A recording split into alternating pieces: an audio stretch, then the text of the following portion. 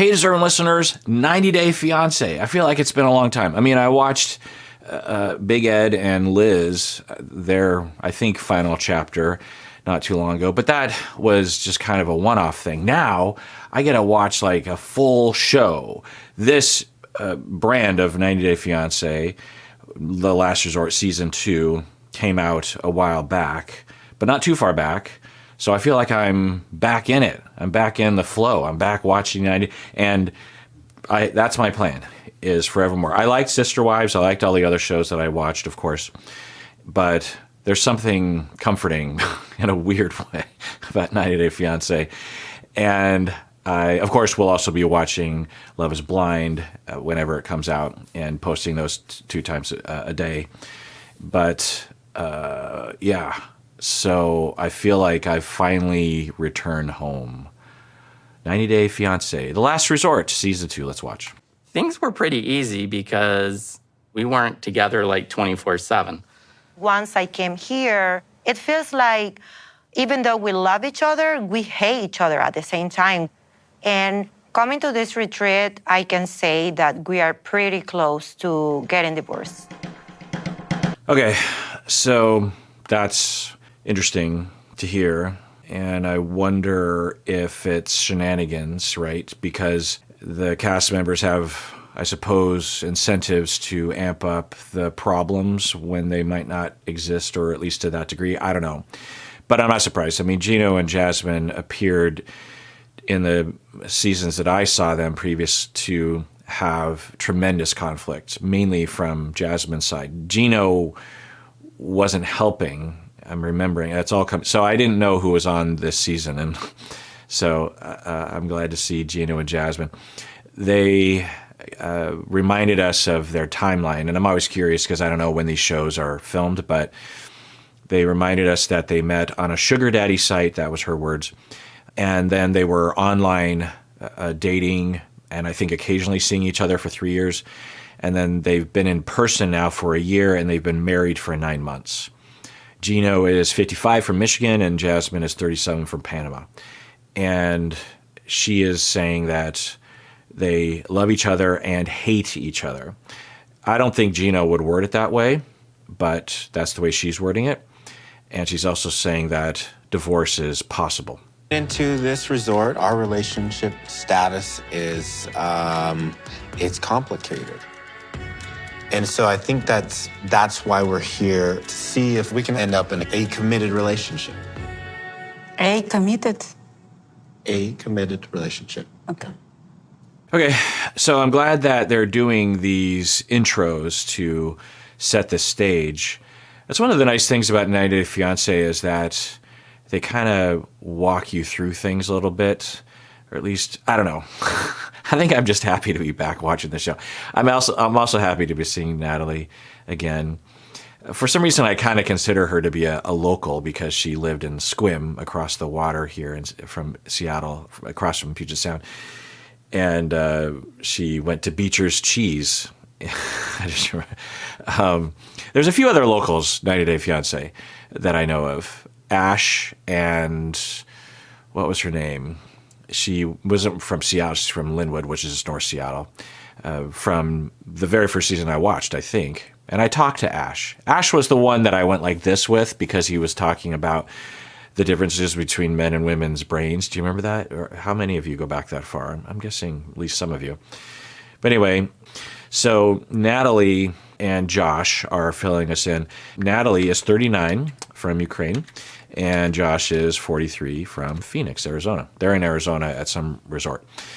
And they have been on and off for 3 years. So I'm also noting that although one of them is talking, they're both sitting together and not disagreeing with each other. So they both agree that they've been together for 3 years on and off. They've never lived together. And we just heard that they aren't currently in a committed relationship, and they're in it's complicated relationship. And they have, I don't know if I showed this clip, but they have a good physical relationship. They both agreed on that. So I wonder what that means. That's interesting because Natalie initially with Josh really wanted more, but I think might have been okay with not commitment. And so it's been 3 years. But yeah. She does have a sweet side to her that a lot of people don't see. So we reconnected, and Natalie and I have been on for roughly about a month. So it's good. Are you first-time guests of theirs? Okay, so Josh is saying that his son lost his leg in an accident, and in the accident, his son's friend died. And it was a hard time for Josh, and he was crying a bit, which makes sense. I'm looking at my notes, and then he was basically saying that he and Natalie were not together at the time, or they weren't very together. And then during that difficult time for him, he said that she was very sweet and very nice and caring, which I could see happening. And then they started up their relationship again, and that's been a month. So I would say that this relationship is a convenient one for the two of them. And, they're both older. They're younger than me, but, they're not necessarily looking for, well, I don't want to say anything about age. I was going to say they're not looking for marriage and kids. I mean, they're certainly able to do that if they wanted to. But it seems like Josh definitely is comfortable with on and off relationships and casual relationships, which is fine, as long as he's being upfront with others and himself about that. And I don't know how Natalie feels about it, because in the past, she definitely wasn't looking for that. But I wonder if by this point, maybe she is. And then if so, why would that be? Is it because she is settling and realizing that it's worthless to pursue what she really wants and needs? Or has she, after coming to the States, has she shed her notions of very traditional kinds of marriages and relationships and is now living the life that she's more suited for? I don't know. Maybe we'll find out. Art? I'm not. I've been here before, actually. Great. Welcome back. Thank you. Okay. So right away, yeah, I'm reminded now. Well, I didn't need much reminding, but I'm really reminded now of Natalie's jealousy and overreactivity and paranoia and anxious attachment, preoccupied attachment indicators. And this would trigger her. This would trigger anyone, right? Especially if you're in a complicated relationship, especially if you were wanting more than you were getting in terms of commitment and stuff. And so for him to say that he's been to this resort before, then it makes everyone wonder, well, has he come here previously with someone else? Which would be fine. Because they're not in a committed relationship, and he's been married before. So maybe it was with her or whatever. But now she is saying with who. This episode is sponsored by BetterHelp. And if you sign up, please use the link below because that really helps us out. So have you ever been longing and searching for someone who really understands you, to be really understood by someone? Well, I was in this situation when I was 19. I kept searching for validation and answers from people around me, but it never really felt right. And so out of desperation, I sought therapy for the first time, and it really helped. Talking with a trained therapist is usually way different than talking with friends and family. And when you find that one therapist who really understands, it's really like nothing else. Well, a good place to find a therapist is at BetterHelp. If you're thinking of starting therapy, it's definitely worth giving a try. As the largest online therapy provider in the world, BetterHelp can provide access to mental health professionals with a diverse variety of expertise. Find the one with BetterHelp. Our listeners get 10% off their first month at betterhelp.com/Kirk. That's BetterHelp, HELP.com/Kirk. I stayed here by myself, actually. It's close to the airport. Let's get you up to your suite so you can start relaxing. Okay, so he stays at a resort because it's close to the airport.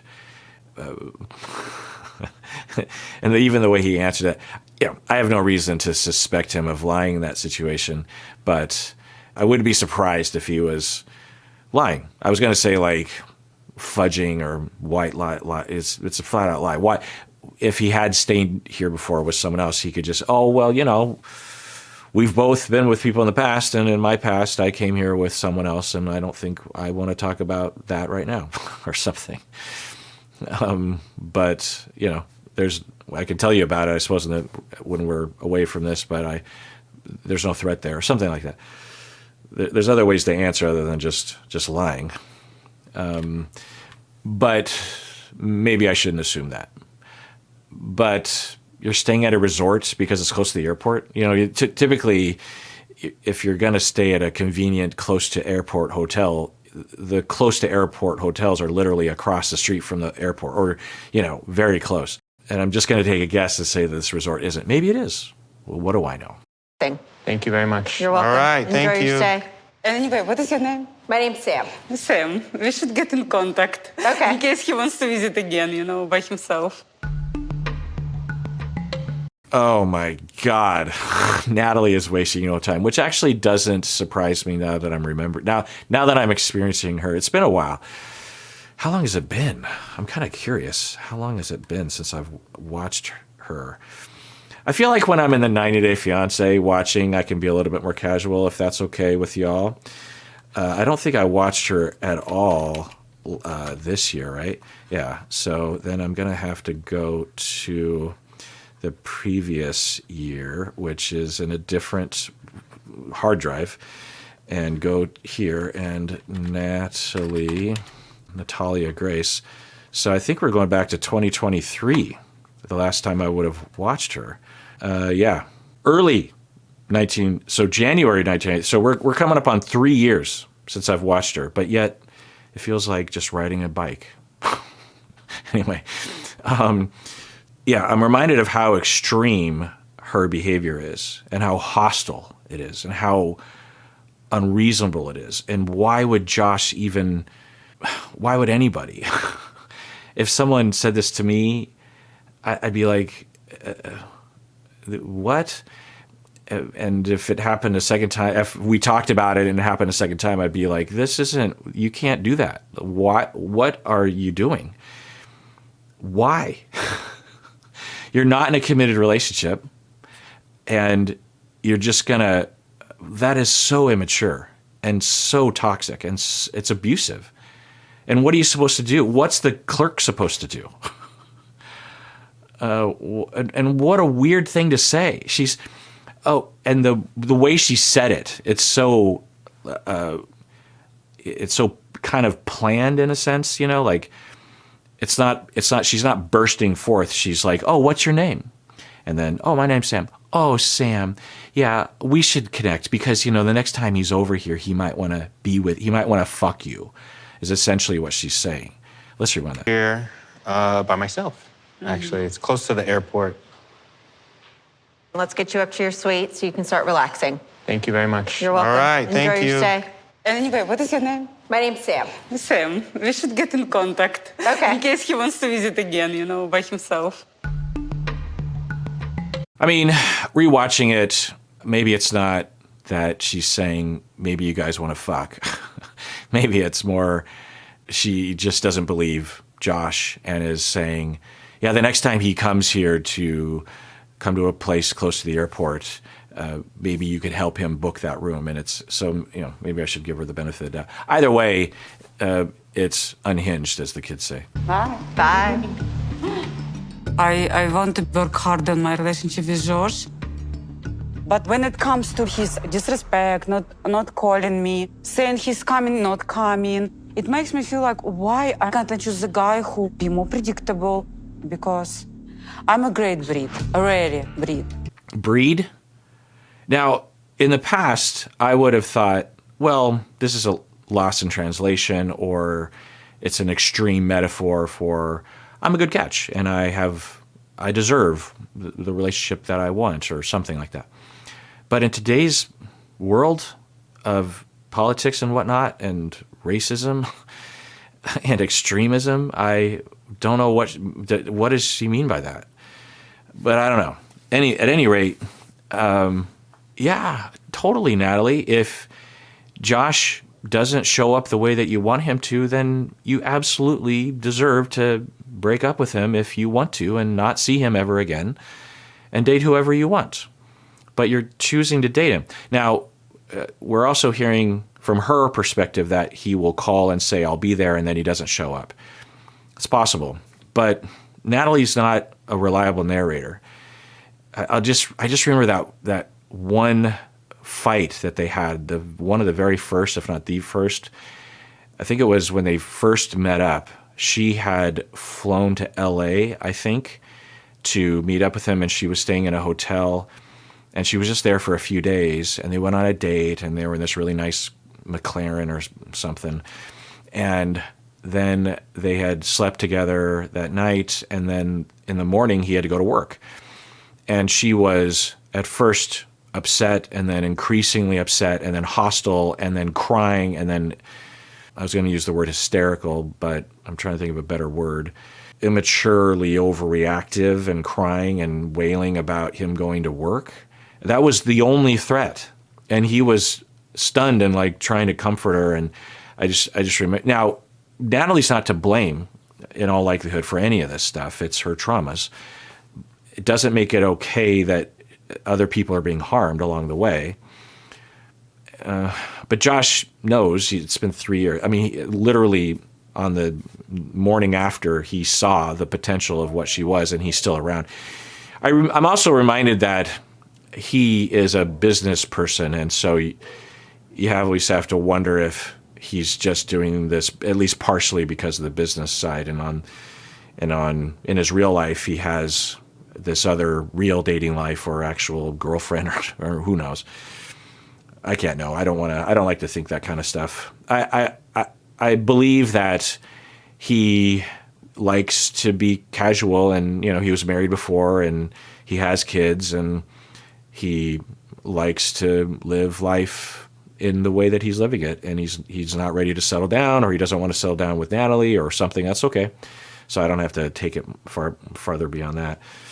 And it seems real. I think it would be hard to, after 3 years, to still have contact with someone that you actively didn't have feelings for, at least to some extent. And he's talked about how, she has a really nice side that other people don't see. And I like it when cast members say that. And I think that always kind of says something that you don't always hear from people. Like, I don't know if Jasmine would say that about Gino. If anything, she would say, and she's already kind of said something like, oh, great, now that we're here, everyone's going to think that I'm the jerk because you're nice, and, that's not going to be good or something like that. And I'm like, well, that should tell you something, and that's a pretty big red flag for abusive behavior, by the way. Because, behind closed doors, it's like you can gaslight and get away with it and make it seem normal, and then you put it in the light of day, and everyone's like, what the fuck is going on here? Anyway, so I'm swearing more too. But what am I saying? I'm saying that Josh and Natalie are both grown people who know how to make choices. They're not being tricked or coerced, I don't think. So they're both welcome to their madness. All right, well, that does it for that episode. Tune in next time on a continue watching 90 Day Fiancé, The Last Resort Season 2. And everyone out there, please take care of yourself because you deserve it. You really, really do.